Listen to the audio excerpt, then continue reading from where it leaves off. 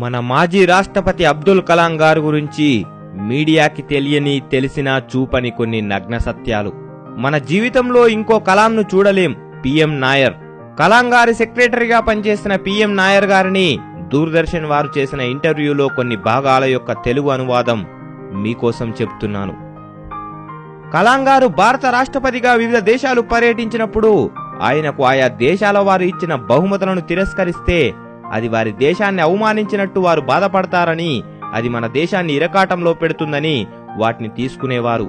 India తిరిగి రాగానే వాటికి ఫోటో తీయించి వాటికి ఒక క్యాటలాగ్ తయారు చేయించి అన్ని ఆర్కైవ్స్ లో భద్రపరిచేవారు.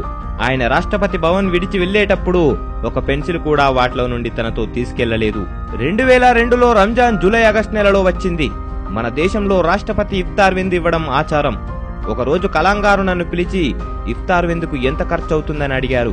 దాదాపు 22 లక్షలు ఖర్చవుతుందని చెప్పాను. బాగా స్తోమత ఉన్నవారికి విందివ్వడం కోసం అంత ఖర్చు పెట్టడం అనవసరం. ఆ సొమ్మును పేదవారికి బ్లాంకెట్లు, బట్టలు, ఆహారం ఇవ్వడం కోసం కేటాయించండి అని అనాథాశ్రమాలకు ఇవ్వమని చెప్పారు.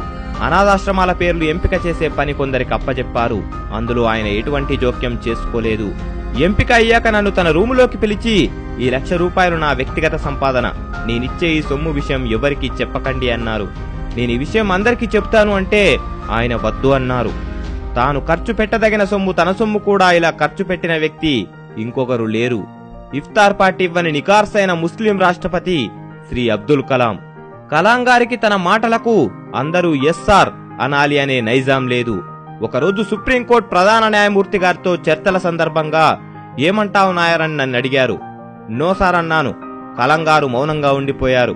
మీటింగ్ అయ్యాక ప్రధాన న్యాయమూర్తి గారు నన్ను పిలిచి, అలా నో అన్నారేంటండి అన్నారు. ఆయన తరువాత నన్ను నా అభిప్రాయం చెప్పమని అడుగుతారు సార్, విని అవసరమైతే ఆయన తన అభిప్రాయం మార్చుకుంటారు సార్ అని నేనన్నాను. ప్రధాన న్యాయమూర్తి ఇది విని ఆశ్చర్యపోయారు. కలాం గారు ఒకసారి తన బంధువులను సుమారు 50 మందిని రాష్ట్రపతి భవన్ కు అతిథులుగా పిలిచారు. వారికి ఢిల్లీ చూపడానికి ఒక బస్సును ఆయన బుక్ చేయించారు. దానికైన ఖర్చును ఆయన చెల్లించారు. ఒక అధికారిక వాహనం కూడా ఆయన వారికి కేటాయించలేదు. వారి కోసం ఆయన ఖర్చును లెక్క కట్టించారు. అది సుమారు 2 లక్షలైంది.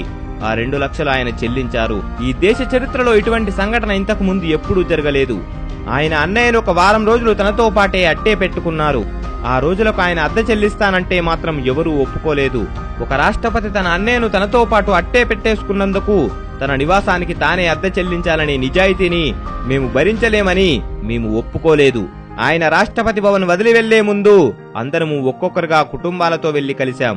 అందరినీ పేరు పేరునా పలకరించారు. ఒకసారి నా భార్య కాలు విరిగినందువలన నాతో రాలేకపోయింది. ఆయన అడిగారు, నీ భార్య ఎందుకు రాలేదు అని. నేను కారణం చెప్పాను. మర్నాడు మా ఇంటి ముందు పోలీసులు ఏమిటి హడావుడి అని అడిగితే రాష్ట్రపతి గారు మా ఇంటికొస్తున్నారని చెప్పాను. ఇంతవరకు ప్రపంచంలో ఏ దేశాధినేత తన వద్ద పనిచేసే ఒక ఉద్యోగి భార్య కాలు విరిగిందని తెలిసి అతడి ఇంటికి వెళ్లామని పరామర్శించినట్టు చరిత్రలో ఎక్కడా జరగలేదు. చివరిగా ఒక టీవీ వారు చెప్పిన ఆయన ఆస్తి వివరాలు: 3 పాయింట్లు, 6 షర్ట్లు, 3 సూట్లు, ఒక వాచ్, 2500 పుస్తకాలు, సైంటిస్ట్ కమ్యూనిటీ బెంగళూరు వారు ఆయనకెప్పుడో ఇచ్చిన ఒక ఇల్లు, ఇంచుమించు 0 బ్యాంక్ బ్యాలెన్స్, 120 మంది కోట్ల భారతీయుల ప్రేమాభిమానాలు. ఈ విషయాలు తెలియని వారికి అందరికీ ఈ విషయాలు చెప్పడం కోసం మేము ఈ వీడియోని మీ ముందుకు తీసుకొచ్చాం. ఇటువంటి ఉన్నతమైన వ్యక్తిత్వం కలిగిన మహానుభావుని స్టోరీతో ఒక మూవీ తీస్తే దాని ద్వారా లక్షలాది మంది అబ్దుల్ కలాంలు తయారవుతారు. నాయకులు, అధికారులు వీరిని అనుసరిస్తే ప్రభుత్వ సొమ్ము దుర్వినియోగం కాదు. మన దేశంలో సగం రాబడి నాయకులకే తరిగిపోతుంది. మిగిలినది బడ్జెట్ పేరుతో, పథకాల పేరుతో నొక్కేస్తున్నారు. ఇలా అయితే మన దేశం ఎన్నాళ్ళకైనా ఎంతమంది ఏలికలు వచ్చినా బాగుపడదు. ఆలోచించండి. జై హింద్.